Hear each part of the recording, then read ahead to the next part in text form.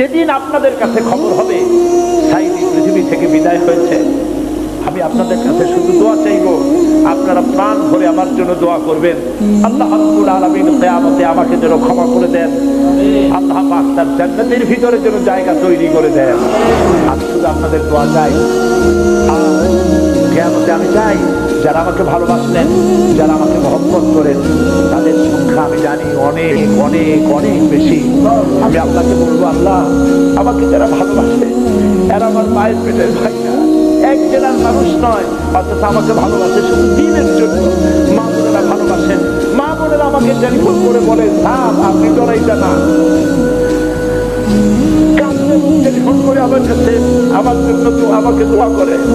আমি আপনাদের ভালোবাসা ভুলবো না।